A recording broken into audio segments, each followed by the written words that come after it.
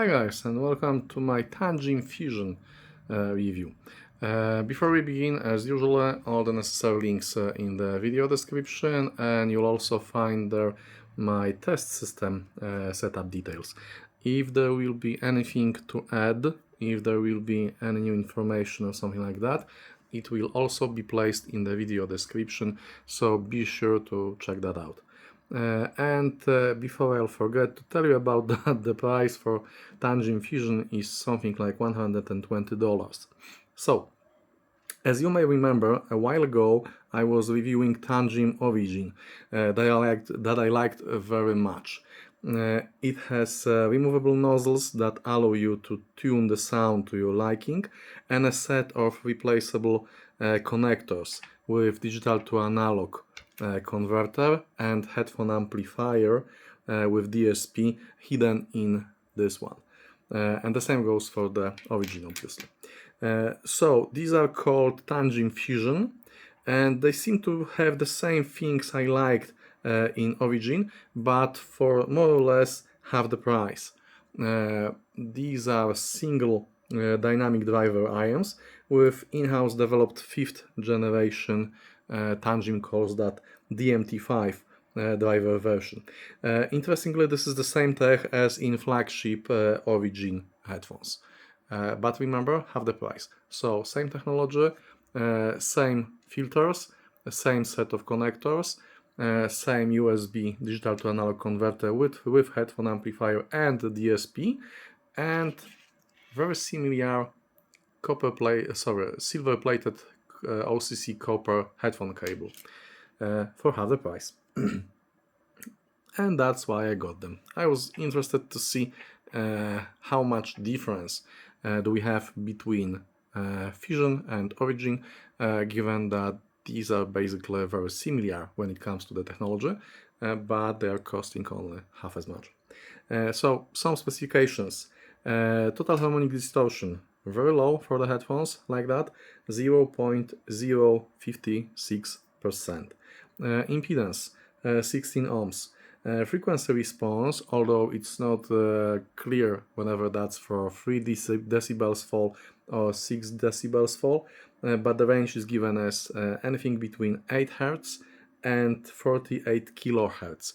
That's very impressive frequency response range. And these are using 0.78mm 2-pin connector, so you can use other headphone cables that you have for your other headphones. Also, you can use this headphone with this headphone cable with this amazing set of connectors with your other headphones. And as you can see, the pins here are gold plated. But getting back to the headphones. The first thing, the comfort. These are very small headphones. The build is fully metallic. They are made of machined aluminium, but they are quite light. Aluminium is a light material. Oh, sorry about that. And these are quite small. The plate here is made from sapphire glass, and as you can see, I've left the small plastic protector on it for you to see, because I really appreciate small gestures like that. Glass is protected with plastic protector. You can remove it at your convenience. Basically, they are so light that you cannot feel them in your ear. What I like about them is the fact that the nozzles are quite long, meaning that I do not have to push them very deep in my ears to get the proper seal. I can just place them and the nozzle goes deeper and seals with the silicone tip my ear canal. So I really like the comfort, wearing comfort of these headphones. Now let's talk about the build. We've already started to talk about that. We have 3 sets of nozzles delivered with the headphones. The copper ones, these ones are copper, the steel ones, and the ones I liked the most, the titanium ones. The copper gives very rich overtones, it's warmer. Titanium is fast, detailed and airier. And steel nozzles are somewhere in the middle, somewhere in between, not exactly in the middle, because in my opinion they are closer to the titanium nozzles than to copper ones. Okay, as you can see, we also get something called buzz filter. That's over here, this switch, and you can set the position using this small screwdriver or anything else. This one is included in the package.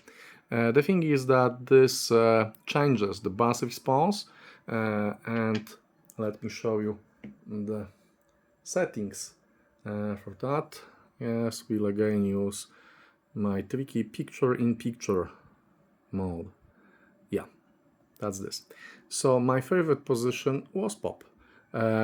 It does change the buzz response a little, not by much, and I prefer them to be at the pop setting because of the slightly bigger amount of bass that I'm getting from them. I wanted to show you one more thing here. Yeah, the frequency response. The interesting thing is that these are not exactly harmonisch. Yeah, these are tuned to the Tanchjim target. Tanchjim tunes their headphones to the frequency curve that they like, and I happen to be a fan of that tuning. Yeah. So, getting back to the build. I've told you about the cable, I've told you about the nozzles, I've told you about the sapphire glass and the filter here. One more thing, this guy. This guy is a USB dongle. It's not on just an adapter because it cannot be, it has to be converting digital input from USB to analog output for the headphones. So you're getting digital to analog converter, headphone amplifier and active DSP in this little guy. I also love that you're getting a regular 3.5mm jack, but mostly you're getting 4.4 balanced jack, and the cable is also balanced. These headphones are scaling extremely well with balanced sources, but more on that later. The important thing here is that you're getting all of this in the package. Now let's talk about the application. No, one more thing. I won't show you the box, but I will show you what's in here. You're getting a pouch, nice small pouch like that, to carry your headphones with your cable around. But moreover, you're getting two sets of silicone tips, and you are getting something like that. This is the link for downloading the Tanchjim DSP control app, and I'm mentioning this here because Tanchjim, if you're watching this video, this is not the best idea. Just place the application in the Play or Apple Store, or maybe just link to the download section of your portal. The thing is that scanning the QR code sorry about the noise, I was getting my player. Scanning the QR code with your phone works, yes, but if you have something like that, it doesn't have any kind of camera. So if you'd like to use the Tanchjim application with your digital player, it's a problem, because you need to download the application on your PC or on your phone. Then you have to transfer the application to your player, and then you can install it. The nice thing is that the updates to the application are happening automatically, so you do not have to go through this process again for the updates. Now about the application. Let's connect that guy here. Yep. Yes, allow. And we can see we have Tanchjim Fission DSP connected. Let's enter that.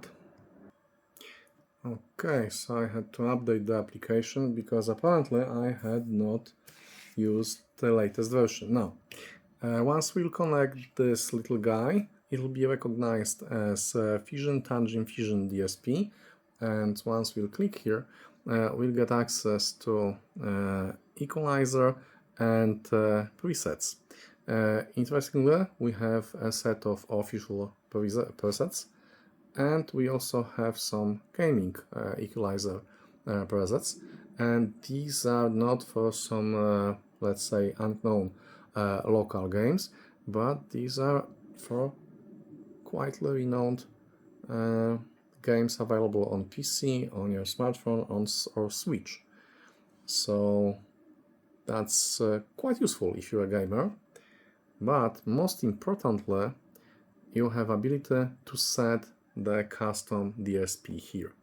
And the thing is that the important thing is that this little guy is being delivered with the DSP profile already loaded there. It's not flat. That's the important thing to remember.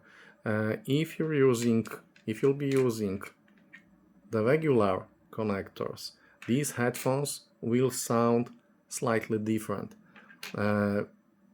because this guy already has an equalizer profile loaded. You can make it flat, you can change it to your liking, that's not a problem, but you have to remember that they may sound differently. Okay, now getting back to the sound qualities, to the most important part of the review. So, as usual, let's start with the bass. I was reviewing them with all three sets of nozzles, and the bass is the first surprise here. It goes really low, especially with the copper nozzles, retaining all the detail and texture, yet it never overwhelms the sound as a whole. It's a dynamic driver, so you're getting this nice, slightly organic sound. That's a signature for dynamic drivers. Mid-bass is controlled, it doesn't bleed into mid-range. It's just the right amount of mid-bass. That's kind of bass that once you make you dance, and that's something I really liked. It conveys the rhythms, it conveys the beats very nicely, and it's pure fun. Moving on to mid-range. Mid-range focuses on musicality. It's slightly on the warmer side, just a little, so the voices are natural and organic. The vocals are in line with the rest of the band. They are not pushed forward. If anything, sometimes a little recessed.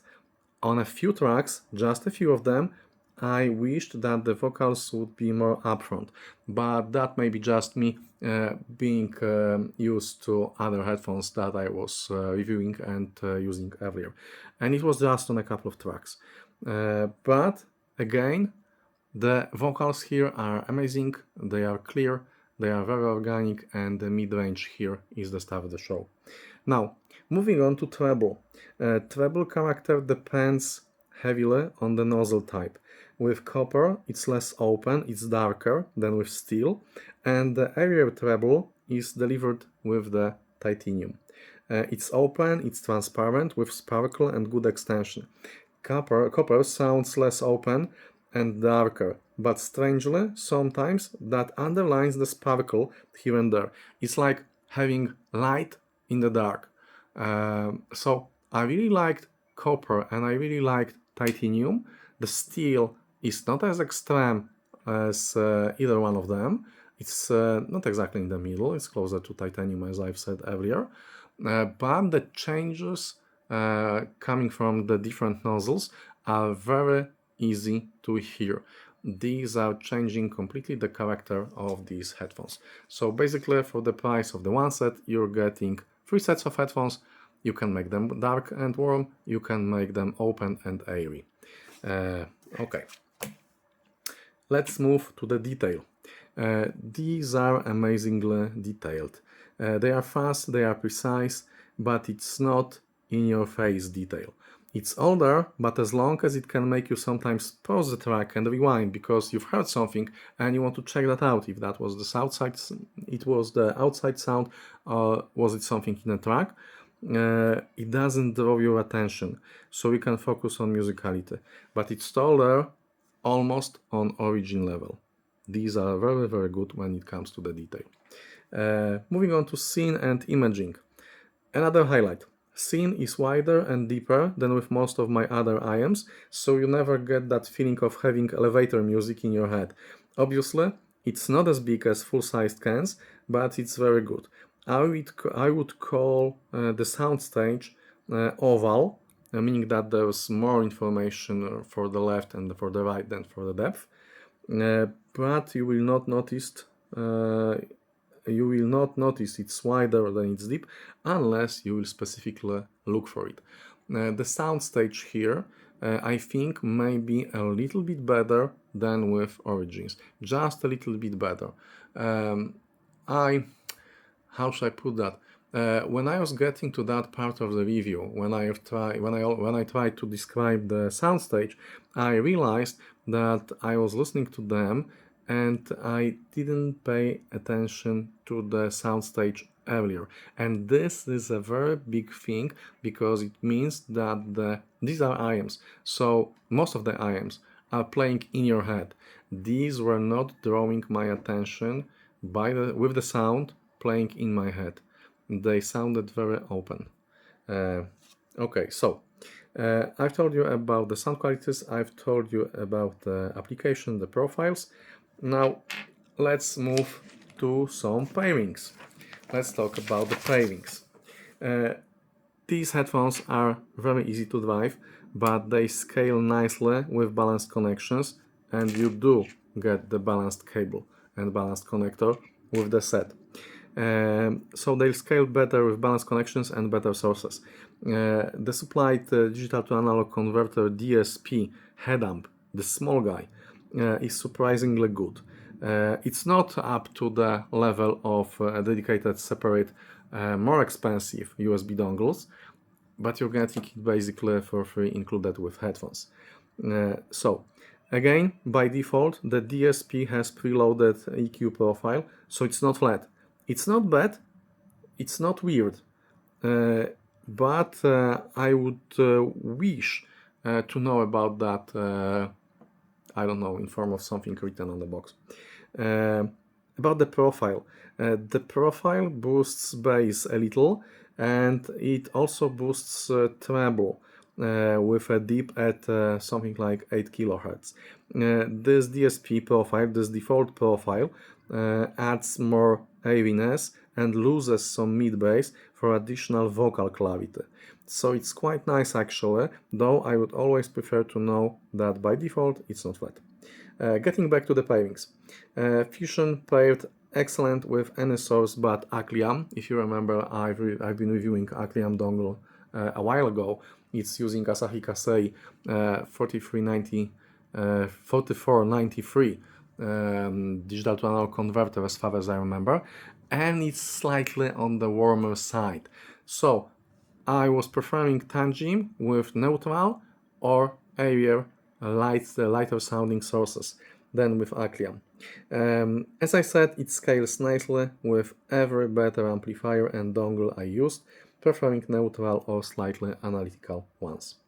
So the summary. The summary is quite simple. For half the price you get about 80% of Tanchjim Origin performance and excellent tuning possibilities with these nozzles.